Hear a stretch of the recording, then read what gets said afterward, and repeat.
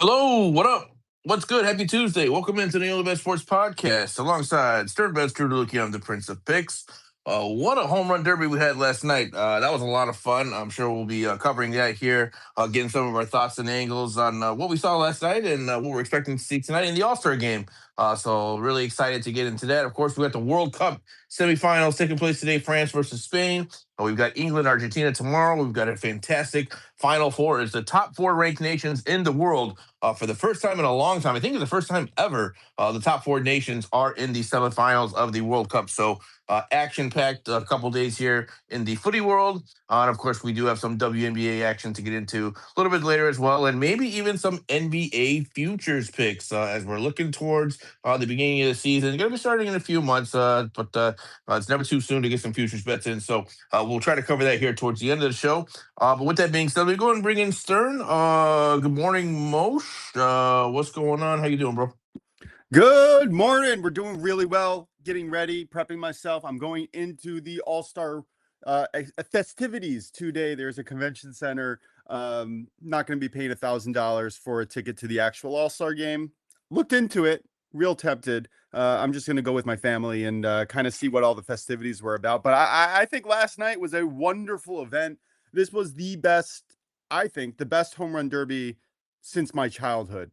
I was thoroughly engaged. I was excited. It was competitive. There was everything that you could possibly hope for, and I think it was a resounding success for the MLB. I am curious to see what Drew thinks about it, but I think it was phenomenal. How about you, man?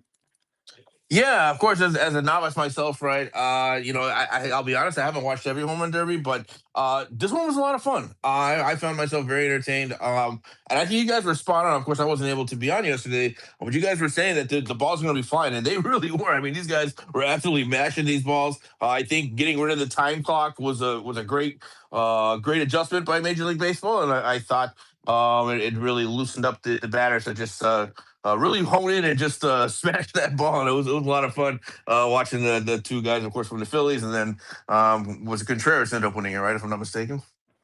Yeah, Wild. No, sorry, Jordan Walker, wasn't it? Jordan Walker, that's right. I'm sorry, correct. Yep. Mhm. Jordan Walker with an unbelievable performance going into the last swing to beat Kyle Schwarber. That was so much fun. And then I think Drew also hit the over total home runs on that final home run.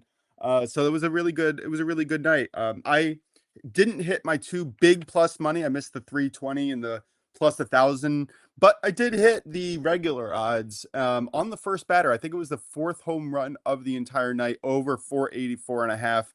That was just simply too low with people having a consolidated amount of time or swings to really get it done. One drawback from something that I saw from some of these younger players who weren't so experienced, like Ben Rice, the sweeter the swing, the easier the swing, like Kyle Schwarber, that is who I will be backing in the future. I thought that he would have it. Honestly, maybe he'll have it next year if he returns. I think the jitters really got to him, and you could see the adrenaline pumping on multiple players, making it difficult for them just to swing for the fences. I thought it was fascinating. But yeah, let's move forward. We got a lot of action today. We have the All-Star game. We have World Cup. We have FIBA. Nope. Do we have FIBA today? No, not officially. I don't have anything from FIBA, but I do have WNBA. All right, let's get started with the WNBA today. We cashed yesterday. Unfortunately, you weren't on the show, but I was following your premium channel, so that was a nice little catch on the double over. What do you got today? Yeah, so just one pick today for the WNBA. We've got a later game tipping off today with the Toronto Temple hosting the Washington Mystics. I'm going to be on the over in this one, over 172 and a half. You're going to get that at minus 110. The Temple, one of the faster playing teams in terms of pace of play, especially at home. They really dictate the pace of play, specifically when they're at home. And I think they're going to do that again tonight. They're going to force the Mystics to play maybe a faster tempo than what they're used to, but and I do mean tempo, pun intended there. But yeah, the tempo at home definitely play with a faster tempo, and I think the pace of play here is going to dictate how this one goes. So I think obviously pace of play usually correlates to a higher scoring game. So give me over 172 and a half at minus 110 between the Toronto Temple and the Washington Mystics. Well done and well done on your pun, sir. um, Thank you, thank you. Finally, almost over this stupid little cough. Gosh, it's been like 2 weeks You're already. sounding better. You're sounding better, Boch. You're almost there. I can tell. You're powering through it, brother. Yeah. All right, let's switch over to baseball. Drew is with us now. Drew, what was your reaction to he just dropped. All right, let's get into the All-Star game though. Prince, do you have any thoughts on the All-Star game before we get started? I really don't, Mosh. I'd hate to say it, but I have absolutely no thoughts at all whatsoever on it. But I am curious to see how it all goes, and I'm very interested to see how what your thoughts are on it. Yeah, I think it is fascinating. I think that a certain league is being a little bit undervalued, which will be foreshadowing my pick here today. But what is I have interesting, one. So I have yeah, one. I'm sorry, sorry. Just real quick. One question I do have. I know and this is sorry. I'm going to sound very dated here with this, but I know in years past they used to determine who was going to host the World Series, whether it's the ARNL. What's that? Is there anything at stake with this game? Because I'm out of the loop. I'll be honest with you. But is there anything at stake in terms of season playoffs? Anything with tonight? unfortunately, no. I think that it was one of the worst decisions for the MLB to take away that incentive for who gets uh, home field advantage in the World Series. So no, it's really just an exhibition here. The winning team gets a little bit of a bonus money wise. They're trying to give them a financial incentive to win. I don't think it's very much. I think the only people that it would affect is honestly the rookies on the AL side who probably don't have a big contract. But for the majority of these players, it really doesn't mean anything. Right? Drew, correct me if I'm wrong.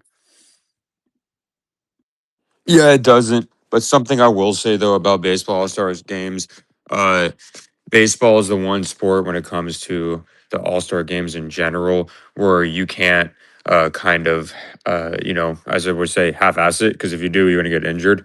One thing, a pitcher will get injured, a batter will probably get injured if they just don't necessarily carry onto the plate in a way because if you just do the wrong swing mechanics or wrong pitching mechanics in a way where you're not still trying to throw your normal thing and then it's really hard to not try in baseball, unlike other sports like basketball and football. You know what I mean?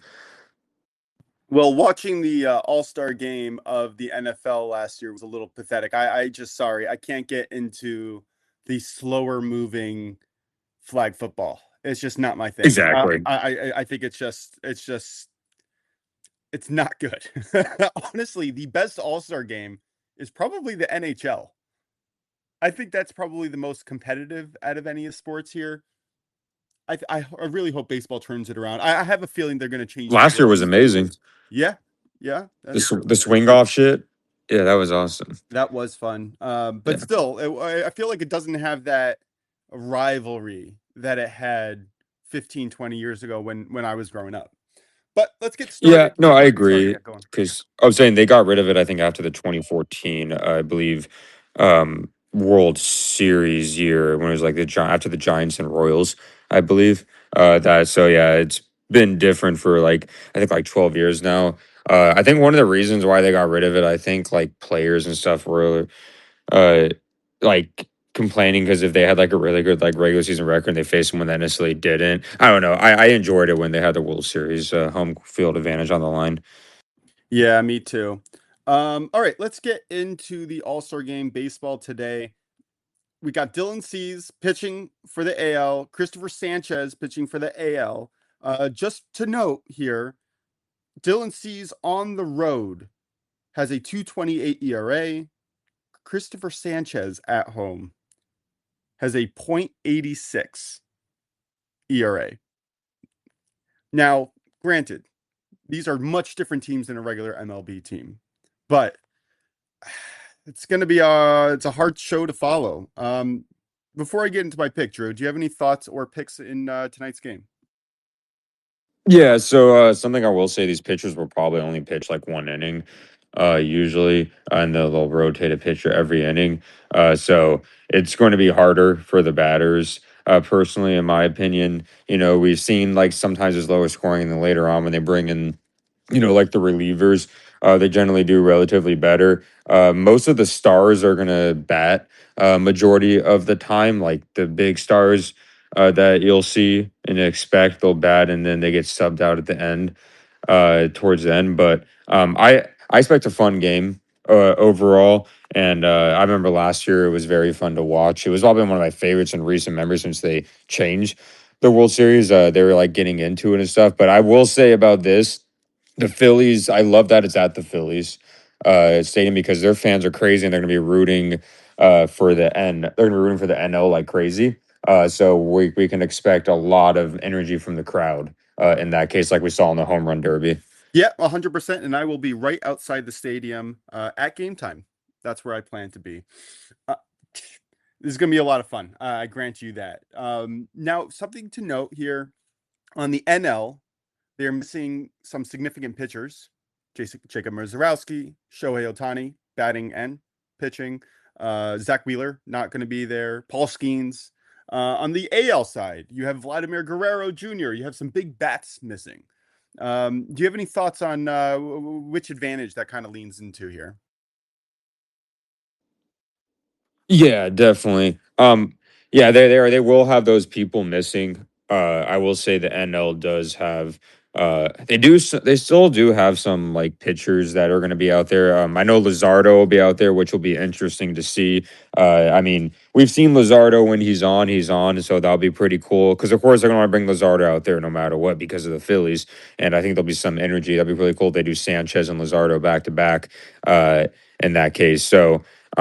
I would say the advantage here is definitely the National League because of the crowd and also the familiarity hitting in that ballpark for a lot of the National League players. I know Manfred, got rid of like interleague play and everybody plays everybody now, but the National League still plays the National League a little more in that case. But I think there's a lot more familiarity when it comes to the starters with that ballpark and the crowd's going to be on their side. And I like the National League pitchers a little more, especially with they'll have somebody for at least one inning, Mason Miller, and I can't wait to watch him. That'll lean into one of my picks, but yeah.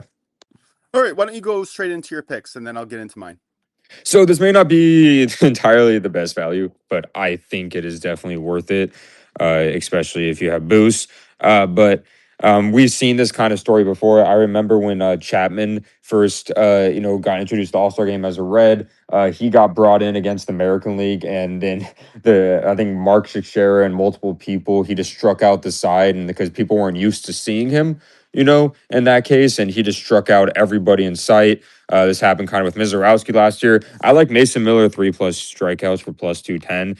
I know it's not, like I said, the best value, but I can see this man striking out the side, especially an American League team that hasn't seen him really as much since like the A's days. In the A's days, he's changed into a much better pitcher. He's using his slider more with the A's. He uses his fastball a lot more, and people kept up with it. And I know the Padres don't mind that he's playing in the All-Star game, and Mason Miller probably wants to play in the All-Star game because he's one of those guys. So I would say Mason Miller +210 for 3+ strikeouts. Yeah, another way you could attack that, by the way, is live betting. When you see Mason Miller's coming out, bet the next 3 batters to strike out, and you'll probably get even better odds than when you're getting pre-game. I'm going to go on the other side here. I think the AL is being disrespected, and I kind of hinted towards this earlier. I get it. They're missing a few offensive powerhouses. Sure, they have a few rookies in there and first-timers who have never been in the adrenaline-filled atmosphere of an all-star game. But NL's also missing, like I said, Ohtani, Skeens, Mizorowski. I think that the arms are much more important in games like this, as shown in the previous, decade. I think the under 7.5 has hit the majority of times. I think it was 6 or 7, maybe 8 of those 10 games. I don't mind, actually, the offensive replacements on the AL. They are much less prone to striking out than some of the big name stars that we're used to seeing. And they're a lot better at contact, just simple contact. And I think that's what's going to do it today. You're going to give me +120 on the AL, who has dominated the last decade to win this game. And in a game, mind you, where anything can happen. This is baseball. This is one game. And you have the best of the best playing against each other. You're going to give me +120. This should be a pick 'em. Simple. there should not be a favored side one way or the other. I think that the public sentiment is pushing this number way too far in the NL. Sure, do I lean NL slightly? Maybe 51.5% of the time. I think the AL is going to win. I think the AL at least has a more than just a chance to win. I'll take the plus 120 for a half a unit.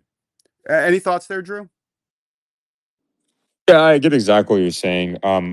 I see why the NL is favored. I personally think the NL is going to win. I think it'll be more of a toss up than people think, but I just think the NL is overall has the overall better like team in general. I know they're missing some top arms, but they also have some really good relievers in there in the National League. But it'll be interesting. The AL has honestly in the 21st century, I believe, dominated this matchup in general, and the NFL won last year for the first time in a while. So that's never a bad side to go to the AL because I know multiple times the NL has been favored, and the AL just kept winning, and it took a swing off for the NL to kind of win last year.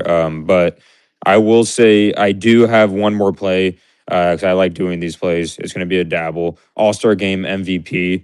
Um, I like betting these because you never know. And the lowest odds is Kyle Schwarber and Bryce Harper at plus 1,300. I would say, in my personal opinion, since I'll go for the NL because I'm gonna say this real quick. The most interesting thing about this, right? So Kyle Schwarber and Bryce Harper are the first two, right, for plus 1,300, right, and then Juan Soto is plus 1,800. But if you look, the next like seven people are play for the AL. So that's pretty crazy to think about. But what I'm going to do is I am going to do Juan Soda plus 1,800 for the All Star Game MVP. Since I'm going to be picking the NL, I might as well bet an NL player, and I think that's good value because I feel like Kyle Schwarber and Bryce Harper might be a little too obvious. So give me Juan Soto plus 1,800 and the dabble. I'll probably put like a bonus bet or 0.05 units on it. Yeah, that's interesting. Personally, just full disclosure, I'm not betting that market. I don't see a lot of value, even if you're putting just a dollar or two on it. It's so fluky. The MVP is usually somebody who has a breakout hit late in the game, so you're not necessarily looking at the starters, right, to get the MVP award here. If I was going to take somebody on the NL side, I would look at maybe Pete Crow Armstrong. I think he's probably a sneaky play here. I really like what he does in pressure situations, and yeah, I don't know. Just if you're going to throw a dart at the board, I feel like that there might be some good value there. And he could Just make a a crazy defensive play too. Yes, that is also a very good point. People in the outfield have, especially late in games, could potentially create a game-changing play in the field as well as at bat. So there's another angle there. On the AL side, if I was going to sprinkle on somebody, I would go with Prince's favorite player here, Munetaka Murakami. I think that he will possibly rebound from a subpar performance from last night. I don't think it'll affect him 2 days in a row. I really like him. If you really want a really sneaky long pick, Kevin McGonigal. Man, that guy is just fun. I am partially a Tigers fan. My mom's from there, so somebody that I've had my eye on, and he's been absolutely crushing it in pressure situations where, no doubt, no matter who is up, it's going to be the ultimate of pressure situations facing elite pitchers. Just plain and simple. All right, Prince, any thoughts on anything that we've discussed today? Any questions that you want to get to? I know that some people were interested in maybe the over or under if you have a lean there. I personally kind of lean to the over just because of regression to the mean. We've had unders hit so often, and I think that the contact happy AL side will push the score up where the NL will have to be forced to respond. So I kind of like both teams to score a few runs here, which would push the over 7.5 pretty easily. I wouldn't bet it, mind you, because the number went from 7.5 to 8.5 now. But any thoughts or questions on the game in general? Yeah, I'm probably with you on the over. I think the conditions are probably pretty favorable to get some runs in this one tonight. So I think I'd be leaning with you towards was it 7.5 right now is what the line said. Probably lean towards the over on that. It was Um, 7.5 last night. Now it okay, is moved to 8, and I would okay, not bet it there. I think the okay. value is well gone. Okay. Yeah, probably with you on that. But in any case, I do think we'd be probably going to see some runs. So maybe if it goes back down, maybe you can play it then. Or if you want to tease it down too, that'd probably be another option. But I did have a question. Drew, I'm glad you brought up the MVP market here. That was something I was looking at. It's a fun market just to sprinkle on because everything's so greatly priced in that one, right? Question for you, since Stern, you're not playing this, I'll ask Drew. And Stern, if you want to answer it too, you can. But looking at like Freddie Freeman, is there any value on him plus 3,000? I know he's a veteran. He's kind of an all around player, if I'm not mistaken. Any value on him at all to be the MVP? Stern, you can go first. Again, I don't like the value just on such a stacked field, and you're waiting for such a crazy outcome. You're really kind of betting for whoever the MVP is to hit a home run, in my opinion, or hits, runs, RBIs prop. So, So so I if guess you, I guess my question would be: is he the because he is like an all around player? Is he the type of player? Does he have the skill set that would be like conducive to winning an All Star game? Like, so for example, if you talk about NBA All Star games, for example, right, to draw a correlation, there's certain guys that like they just don't have the skill set to really become an All Star MVP, right? Based on the way that they play and what they're good at. It's not really like friendly to winning an MVP in an NBA All Star game. In baseball, is there any like correlations to that? Because again, I'm thinking of Freddie Freeman as like, well, he can kind of do it all, right? He's kind of a universal player, which might make him like more able to stand out in the game because he can do different things rather than just feel like he can kind of do everything.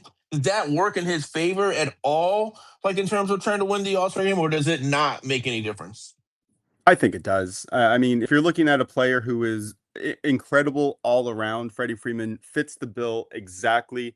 He has a 10.5% barrel rate, 45% hard hit rate. The strikeout is at 16%. His walk rate's at 11.5%. Everything across the board looks good except for his sprint speed, but that doesn't really factor in so much.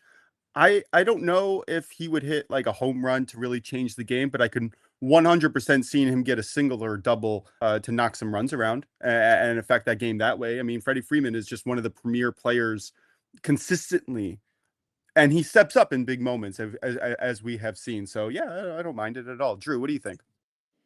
Um, I would say one of the reasons I would personally stay away from it is because remember the manager is Dave Roberts.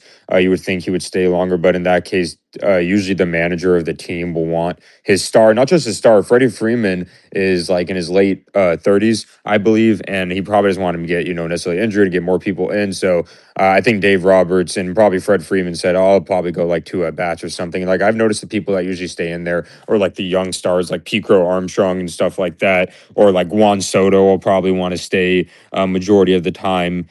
Stuff like that. I'm not saying Dave Roberts will sabotage and be like, "Oh yeah, Juan Soto, play the whole game. P. Crow Armstrong, play the whole game, so you possibly get injured." They're not going to say that, but like James Wood, we may see play for a little bit, like get replaced. Like what you want to look at is also look at Freddie Freeman's like counterparts, like who's a good substitution that they may take out early. Because if you look at it, Matt Olson, too, they might take Freddie Freeman out to put Matt Olson in, and stuff like that.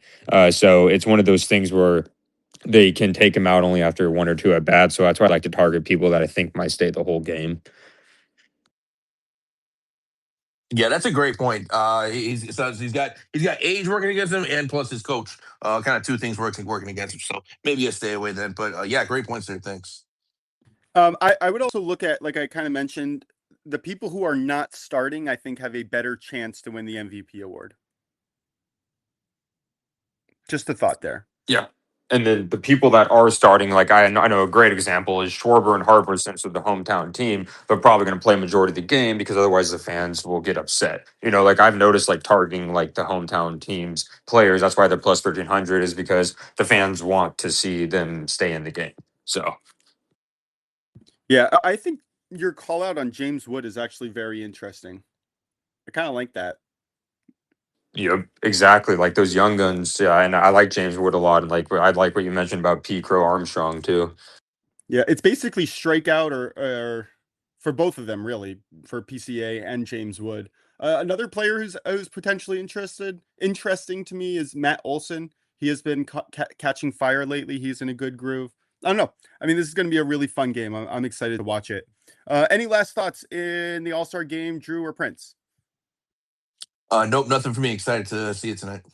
Nothing me excited to see it as well. Yeah. Last final thought before we get to World Cup action. Do not bet the no-run first inning. Yeah, sorry, Drew. Go on. Oh, I forgot to mention the over. I was very happy the over 127.5 hit. I made profit regardless, but the fact that when Jordan Walker had his 9th home run, it hit, and I was like, oh, I could hit both with Schwarber and the Jordan Walker with super same, but I still made profit either way. I thought that was kind of funny how Jordan Walker won the bet for me, but he lost my other bet. Yeah, that's funny. That was quite a performance. Yeah, honestly, I think it was one of the better home run derbies in a very long time. All right, World Cup. Prince, what do you got? Oh man, what do I got? What a matchup we have today, guys. Just absolute two Titanic teams here, best two teams in the world, in my opinion, with France taking on Spain, of course, 3 p.m. Eastern. What's there to say about this match? I mean, this is exactly what FIFA wanted. This is what the fans wanted. I think that, like I said, this is the first time that all 4 top-ranked teams have made it to the World Cup semifinals. So, I mean, you just have two just absolute mammoth matchups here between 4 nations here that have a huge pedigree in the soccer world. But going to France and Spain this afternoon, a couple plays that I landed on here that I think have some considerable value. First one we're going to look at is I like the first half under 1 goal. This is going to be at minus 130. I see this one starting out a little bit cagey. These two teams are very, very familiar with each other. They played each other a lot, of course, both being in the European region. Looking at Didier Deschamps, the French manager, he's known to be a little bit more conservative as the team gets farther along in the bracket. Of course, France has won many tournaments over the years under his leadership, and so there's a pedigree there for him to show that the farther they go in tournaments, the more conservative they tend to be. And I think this is going to be the first match in this entire World Cup where France will look at their opponent and think that they could actually lose this game. They'll have the utmost respect for Spain. Spain and France, to me, is apples and oranges. I don't think there's too much between these two teams. And really, I think this is, like I said, this is going to be the first game that France is going to look across the field and say, wow, these guys are just as good as us, and they could absolutely beat us, and we got to be careful not to give them much to begin with here. So I like the first half, under 1 goal, minus 130. Another bet I'm looking at here, and I tried my hardest to talk myself out of this bet because it's a bet that I typically don't play. I hardly ever play this bet, but everything leads me back to this. I just can't get away from it. So I'm going to give it out officially here. I like Spain, France to end in a draw at plus 210. Again, there's not much between these two teams. I think if you see a 0-0, maybe a 1-1 score, but it's tied up, maybe the 70th, 75th minute, I could absolutely see both managers playing very conservative, not wanting to give anything up, and just getting ready for extra time, right? Because extra time, we have 30 minutes. So if there's a goal, essentially you have more time to tie it up, as opposed to if you're waiting in the 75th, 80th minute, you're only playing with about 15, 10 minutes plus stoppage time. So I think the math works in the favor of actually going towards extra time at that point. And I do think if you see a tight game towards the end of the match, I think both managers kind of say, okay, guys, let's just pack it in, and let's wait for extra time to see what happens. So for that reason, I like Spain and France to end in a draw at plus 210. And then maybe one of my favorite bets of this game, I like this to go to a penalty shootout. You're going to get that plus 475. Again, these teams are so familiar with each other. I don't think there's really going to be much in it. I really don't. I don't know if it's going to be high scoring, low scoring. The crazy thing is their last matchup in the Nations League ended 5-4, which is, I think, an absolute anomaly. I think you're going to see a much more respectable approach by both of these teams coming to this one with everything at stake. Nations League is not the World Cup, so I think they might have came out with a little bit of a puncher's mentality in that one. I don't see that happening in this one, but I am going to stay away from the total because I'm not really sure overall which way this goes. But I like it to go to a shootout. Again, plus 475. I think that's some excellent value for two teams. Again, very familiar with each other. Not much to split these two. And I think we're likely to see this go the distance. Let me just get into my other play motion, then I'll get your thoughts on everything because, of course, we're going to cover tomorrow's game too, which is Argentina taking on England. Another mouth-watering matchup here. A lot of history between these two sides, guys. If you don't know, This is the matchup that is most known for the hand of God from Maradona in the 1986 World Cup. If you guys have seen the highlights, it's a viral highlight seen many times around the world. Basically, there was a play where Maradona from Argentina, there was a cross, and he basically used his hand to punch the ball into the goal. Back then, there was no review. All the British defenders were livid. They were telling the referee, hey, he used his hand, he used his hand. The referee didn't see it. The linesman didn't see it, quote unquote, didn't see it. And so they counted the goal. And Argentina ended up winning off of that goal. So they call it the hand of God when Maradona punched the ball into the goal and scored a goal for Argentina that ended up seeing them advance. So a lot of bad blood between these two sides, a lot of history on us between these two culturally here. And I think we're in for a bloodbath in this one. I think this one's going to be a very entertaining match. Looking at their form here defensively, both teams coming to this one in pretty average to below average form defensively. I don't think either team keeps a clean sheet. So my favorite bet is going to be Argentina, England, both teams to score at -120. Again, I can't see either one of these teams keeping a clean sheet against two elite offensive attacks in Argentina and in England. Both sides, respectively, I think can absolutely put the ball in the back of the net on both sides. So I like both teams to score in this one. Just a single play for me, -120. And then my final play, just worth a little sprinkle here, but I'm actually going to parlay both of these games to end in a penalty shootout. So we're talking France, Spain to end in a shootout, England, Argentina to end in a shootout. Both of those end in a shootout. You're going to get a whopping plus 30-50 odds on that, 3,050 odds if those two hit. And again, I don't think it's crazy to see both games end in a shootout just based on how little there is in between these two teams in terms of their skill talent and almost every metric that you can think of here. I think both games could very likely end in a shootout, and you're getting a whopping plus 30-50. Very much worth a sprinkle for me for that one. Emotion. I know that was a lot. Any thoughts on anything related to what I have for the World Cup or anything that you have? No, I really like both. So full disclosure, I put 0.2 units on France, Spain to end in a shootout, put 0.2 units on the England game for a shootout, and then I put 0.2 units on both of them to end in a shootout. I really like that play, and the payout is just phenomenal. I do tend to see both teams to score. I see every single one of these teams scoring. We have 4 of the top offensive teams in the entire tournament, or at least 4 out of the 5 top 5. They're all in the top 5, right, Prince? In Yeah, goals expected and shots creation. I'd have to double check that. Probably so. I would think so. Yeah, but I'd have to double check that. So I think it's a good call. Spain, France, first half under 1. The line is definitely moving towards your direction. Once one team scores, though, I very much expect the other team to score. So my favorite play, and you could still get this on BetMGM for plus 223, but I took the Argentina, England, Spain, France, all the teams to score. So both teams to score in both of those games. And I got that at plus 237, I believe. I like that a lot. I took it. I like that a lot. Yeah, I like that play a lot. I think that's really good value for that one. Just for a half a unit to win 1.5 units, I thought that was, or 2 units almost, that was just way too much value. And then again, you can always hedge live because everybody expects these to be higher scoring games. So the second that you get an opportunity to bet or hedge, take it. You know what I mean? Yep, 100% with you. Yeah, I think that's a solid look. I'm with you on that. Any thoughts on any thoughts individually on Argentina, England, or France, other than both teams score? Like any just generic thoughts that you have, or just about the game itself? I slightly lean Spain here. I like the defense of Spain a little bit better, which I think will come into play. Argentina, England. I don't know. I really see this as a toss-up, These man. games are such toss-ups. It's so hard to pick a side. Do you want to hear what my model says on both I teams do. to score in both of these games? Yes. Spain, France, 89% of the time, yes. Both teams to score. The over 2.5, over 92% of the time. In Argentina, England, you have both teams to score 87% of the time, and the over 2.5, 90% of the time. So my model loves goals. And again, this is just based on shot creation, the fluidity. It could be a very different game on the field.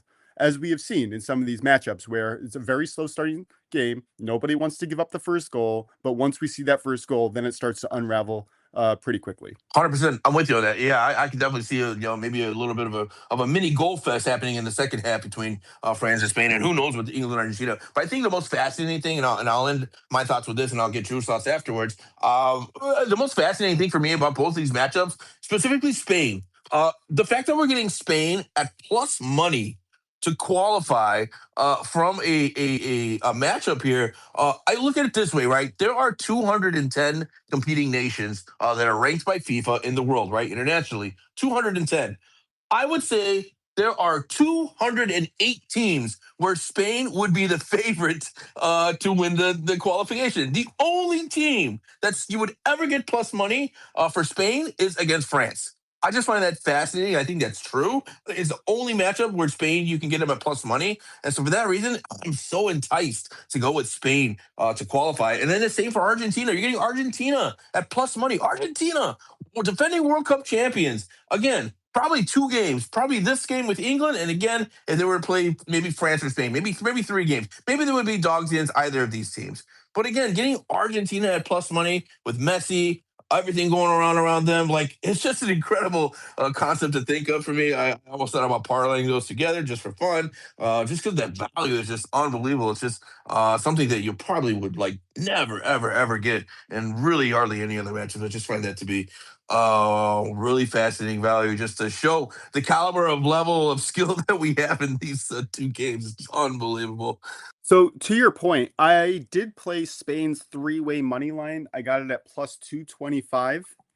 I thought that the value there was there. I'm 100% looking to hedge live, but I do think that the it's ridiculous the value that you can get on Spain right now. Argentina, less confident, so I didn't play anything pre-match, but I will be looking to head, looking for angles live for sure.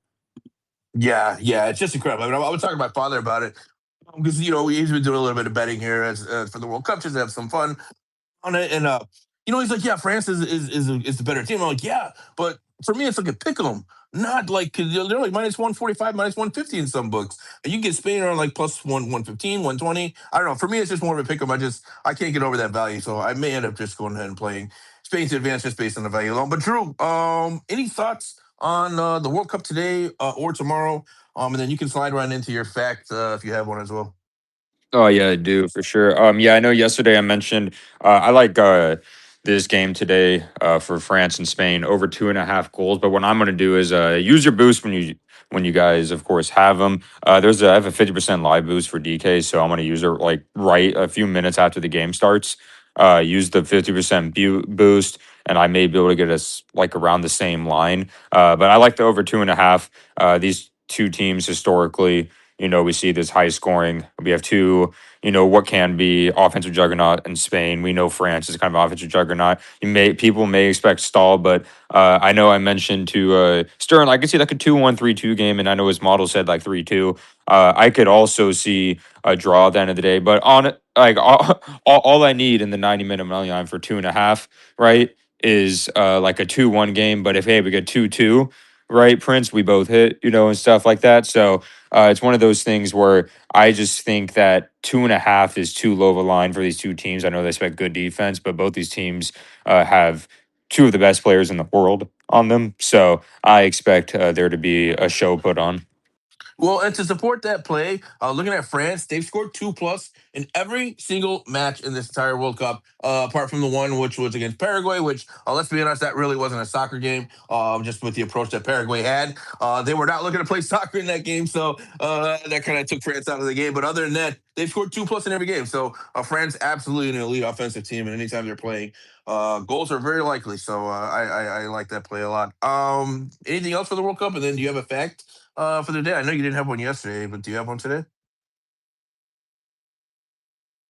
Drew, anything else for the World Cup before we move Yeah, I on? have something for. Actually have an interesting fact for the World Cup. So the fact that I have here is, of course, we know Argentina and France might face each other. Again, the last time this has happened where a team has faced, it's only happened one other time where it's the same final back to back. I believe it was 1986. Argentina versus West Germany, and then 1990 Argentina versus West Germany.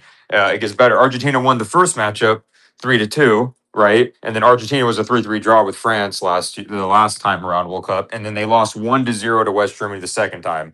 So, but there, of course, have not been back-to-back World Cup winners since Brazil did it and Italy did it back in like the 30s and 60s. So I think that was a very cool fact that the last time we seen back-to-back of the same was with Argentina involved in it. Yeah, it's an incredible run that France is on right now. I mean, even if you look back to 2022 when they made the final, I mean, they're a penalty shootout away from potentially being a three-peat champion. 2018, 2022, and we'll see maybe they do it in this year as well. So that just goes to show just how talented this French team is. Just through the ranks, they just reload and repeat. I mean, it doesn't matter. You're talking an 8-year difference. You've got a lot of guys out, new guys in. It doesn't matter. It's just a rinse and repeat for this French team, and they really are a machine right now in every single level. So shout out to them, and much credit to the French Le Bleu for how they've been really running their soccer organization, football, the French Football Federation, I would say, is in a good place right now. All right, Stern, anything else that we have on the World Cup? I do have some NBA fusion we can get into here towards the end of the show, but where do you want to go next? Let's do NBA. That's going to be a fun little segment. I saw a preview of your plays last night, and well, I love fading the Celtics, so I'm all in. I figured you'd like that one, yeah.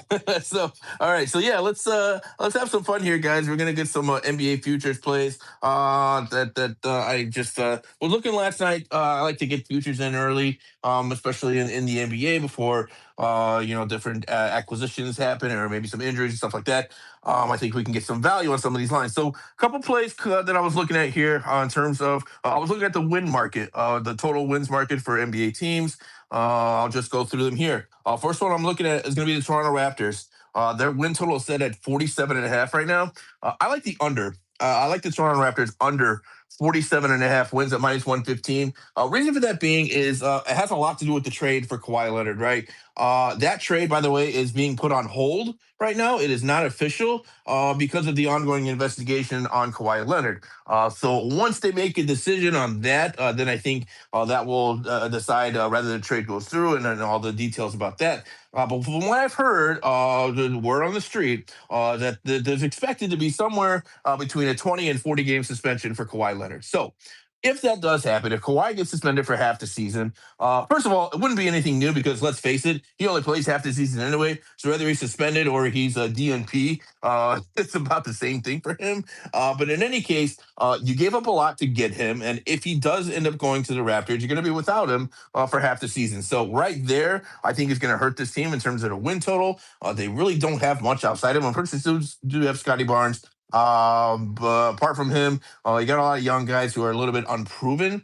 And so I'll be interested to see if they're able to get the over on that. I don't think so. Then looking at the flip side, let's say this trade gets rescinded, right? Let's say, for the suspension is too much and then the Raptors back out of it. Well, now you got two guys on the team who know that the Raptors don't want them, right? And Brandon Ingram and Grady Dick. You're going to have two players who know that the organization finds them to be expendable. You're going to ask them to put forth 100% effort every night for a team that basically didn't want them. And so I think either way, whether this trade goes through or not, I think the Raptors are in a tough spot in terms of their win total. I do see some regression here from them based on the circumstances with this trade. So I like the Raptors under 47.5 wins at -115. Another play I like here is going to be in the Eastern Conference again. It's going to be my Bulls, the Chicago Bulls here. This total is way too low, 24.5 wins. I absolutely love the over 24.5 wins for the Bulls. I think the Bulls are going to be a competitor in the Eastern Conference this season. I think they can absolutely compete for the play-in tournament. Hey, maybe even make the top six. I'm really high on this Bulls team. They've got a lot of excellent young talent. I really love what the new GM here for the Bulls has been doing. He's nailed it with the draft. Caleb Johnson looks like an absolute stud. I know it's early, it's a summer league, but he's looking like the best player potentially in this draft. You got a lot of young pieces to go along with it. Of course, Josh Giddey, Norman Powell. I love Norman Powell. He's one of my favorite players in the league. I just love everything he does. I think he's a very versatile player. He's going to impact the winning culture for this Bulls team, in my opinion. And of course, Nick Claxton at the center position. I just think this team has a lot of guys with chips on their shoulders. And I think they're going to really gel together here under new head coach from the Portland Trailblazers, Tiago Splitter. I really like how Tiago Splitter got those guys rallied around last season with all the distractions that they had with Chauncey Billups and everything. They rallied and made the playoffs where a lot of teams had them buried in the Western Conference. So I just think everything's coming together. 24.5 is just an absurdly low number for me in the Eastern Conference. Give me the Bulls over 24.5 wins at -110. And then finally, for me, there's a special is on DraftKings. You can probably find it on other books too. This was like a head-to-head futures matchup, and it was Sixers to win more games than the Celtics. You get it at +140. I actually love that play a lot. Basically, I'm a big fan of Jaylen Brown, and I'm not a fan of Paul George. I don't think Paul George is going to help this Boston Celtics team very much at all. Very injury prone, of course, and now you're relying on Jason Tatum coming off an Achilles injury to lead this team. And if anything goes wrong with Jason Tatum at any point during the season, who else do the Celtics have? I mean, what is it, Peyton Pritchard? I mean, outside of him, there's not much here with the Celtics team. So I think they're going to be way too reliant on Jason Tatum. I don't know if he can make the whole season. Looking at the Sixers, I mean, Tyrese Maxey, Jaylen Brown, that's an elite backcourt right there. If Joel Embiid can give anything close to his optimal performance, I think I like the Sixers team in general. I think they're a more well-rounded team. The end of Celtics obviously very reliant on the three-point shot, so you get a lot of variance there. And I just think Philly is in for a better season. So give me the Sixers to win more games than the Boston Celtics, and you're getting that at plus money at +140. Stern, go to you first. Any thoughts? No, I think these are all sharp plays. Little nervous on the Sixers just because I, as you know, have a negative feelings about them winning, similar to when I'm betting on my Knicks, Giants, not really Yankees, but all the other New York teams. Every time I bet on the Rangers, it seems to go bad. And I do consider the Sixers kind of like my team, so it's hard for me to bet on them. But if I'm following you, I'm excited, and I get to fade Boston as well. So I'm very happy. Yeah. By the way, the Celtics win total right now is set at 51.5. I am very much on the under in that. I think we see regression from Boston. I think Boston was a beneficiary of a weaker Eastern Conference last season, right? You had a lot of guys out in the Eastern Conference. And let's face it, everyone thought Boston was not going to be good for a reason. Just turned out the East was just absolutely horrible last season. Plus, with teams trying to tank towards the end of the season, Boston was able to rack up some more wins. And I think their win total was inflated last season. I don't think they were quite as good, and that ended up getting exposed in the playoffs. And so I absolutely think the Eastern Conference is going to be better this season. And I definitely respect regression with Paul George instead of Jaylen Brown. No thanks for me. Drew, any thoughts for you on anything NBA related or any of my picks? Yeah, definitely. No, I definitely get where you're going. I think the Celtics, though, like, where I'm skeptical about that, it seems like regardless of, the analytics they're doing, and it's crazy, the struggles to win more finals, I'll say, than they probably should have with the lineup they had. They did win one, but something they usually do, the translation in the regular season. So I might hold off on that in general. But something that I want to see is, because they haven't announced a Christmas game yet, what they need to do immediately, in my opinion, for one of the Christmas games. Of course, we know probably the Warriors or Lakers are going to be in it. Is Sixers at the Celtics? I would watch the heck out of that. Yeah, please give me that. That's what I want to say. Yeah, would be blockbuster, would it not? What a It game has to that be would at be. the Celtics. Yeah, it has to be at the Celtics. Yeah, 100%. I think they will. If they're smart, they'll do it. That's going to do tons of ratings. And the fans were Um, cheer for him because he didn't voluntarily leave the yeah. team. Yeah, I mean, it's bad enough they got bad blood between those two teams, but then given the trade that went on and everything Jaylen Brown was saying, I mean, yeah, what an incredible game that would be. Yeah, and then one other thing here, and we'll wrap up our NBA coverage with this. Another futures market I was looking at, kind of a fun one. LeBron James, where does he sign? What's his next team that he plays for? So a couple days ago, Cleveland was a favorite. They were -120. I checked this morning. Now they're +120. So it looks like money is going against them, and money's actually coming on the Warriors. The Warriors were +250 a couple days ago. Check this morning; they're +200. I'm on the Warriors. I'm gonna pick the Warriors. I'm gonna sprinkle the Warriors here for LeBron's next team. I still think he ends up in Golden State. I think where there's smoke, there's fire. There was a lot of smoke around that when LeBron got released or decided to step away from the Lakers. And I think the best position for him is going to be with the Warriors. I think maybe the thing that's holding up is maybe the Warriors are having difficulty getting Anthony Davis. I know that was part of the plan to partner him and AD with Steph Curry and Draymond. Maybe there's some holdup with that. Maybe that's why it hasn't happened yet. But I do think when it's all said and done, that's likely where he ends up. He doesn't have to move far from LA to the Bay Area. And, look, he'll know playing with veterans that it's all chips are in. There's no playing for the future. And I think if he were to go to any other team, the organization might look towards the future a little bit with some of their players. But at Golden State, it's absolutely win now, and so I think that is favorable for him and where he's at, obviously in his career. So I like the Warriors to be his next team. Get it at whatever odds you can get. Again, I checked it was plus 200. They were the second favorite. I don't like Miami. I don't think he goes back to Miami at all. I don't really see the fit there with him. I've been playing with Giannis. Giannis is always hurt, and they don't really have anybody else. So I wouldn't really see him going back there with Pat Riley still being there. I think they kind of left on some murky terms when he left originally. So don't like that one. And then everything else is just pretty high odds. It looks like the top three are Cleveland, Golden State, and Miami. But of those three, I like Golden State plus money, plus 200 ish. You know what, Prince? I forgive you now after saying that for all the Ronaldo stuff you've been saying. Thanks. I'll take it. 1-1. 1-1 split. I'll take it. Yeah, I think that's interesting. Warriors probably good landing spot. My money was on Cleveland when it was plus 300. Not anymore. I don't see the fit in Cleveland. What, you gonna go play with James Harden? I mean, like that doesn't really do it for me. It would be really fun to see their beards matching. Yeah, I guess so. Yeah, they'd be the Cleveland Beards. Yeah. No, I don't know, man. I don't. I'm just kind of out on Cleveland. I'm not sure if they're really in position to win right now. I don't know. It's interesting. It's an interesting thought, but I just think there's too much smoke on the Warriors. But we'll see. All right, question of the day. What do you guys got? Let me pull it up here real quick. Give me 30 seconds. Yeah, no problem at all. Drew, any final thoughts on today's worldwide sports? Yeah, definitely.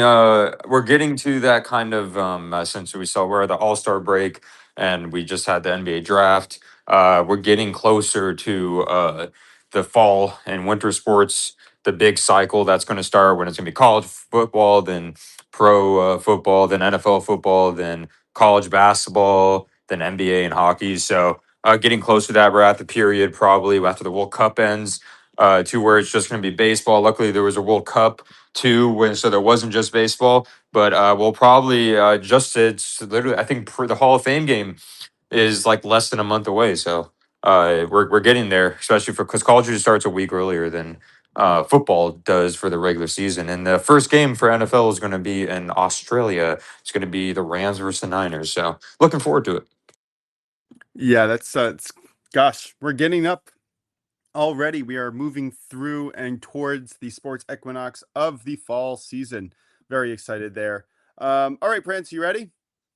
Yeah, okay, we'll throw this one out there. Not the greatest question. Not the greatest question, but maybe it'll be interesting. I don't know. All right. So if you're practicing, right, for your team, would you rather practice early in the morning or late at night? Early morning, 100%. Get it out of the way. Then you can chill out the rest of the day. That's my opinion. I think I'm with you too. Yeah, get it done, rest up, and then have the rest of the day to do whatever. I know when we had 2 days back when I was in soccer in college. Our first practice was 6 a.m. and then we had another one. And I think it was like 2 p.m. So we never had like a night practice anyway. But yeah, I much preferred that over having a night practice. Drew, any thoughts on that? Yeah, I would say early in the morning. But like what I got used to, of course, in high school, it was more so at the end of the day because I would have school and I would go right after there, and I kind of like enjoyed that. But then I started doing like early morning practice like during like the summer, and I was like, oh, this is like much better. I wake up, just go to like my school over the summer, train and stuff like that, and then I get back home like, oh wait, I have the rest of the day. So yeah, I like early morning better. Yeah. Okay. That was a pretty straightforward question. We'll try to come up with a better one tomorrow. Yeah, to your point, by the way, I also when I played football in high school throughout high school, I did weight training in the morning, rinsed off, went to school. Then at like 3:34, I would have basketball practice and then running. So yeah, it's kind of a similar schedule, but I would have much preferred it to be all in the morning, front loaded, and then I would be able to kind of hang out, but here and there. All right, I think that's gonna do it for our show, Drew. Unless you have any final thoughts or Prince. Nope. That's it for me. All right, Drew, recap us with your best bets. Yes, definitely. Let me pull it up. Mason Miller, 3+ strikeouts, plus 210. Juan Soto, All-Star Game MVP, plus 1,800. And France versus Spain, over 2.5 goals at minus 110.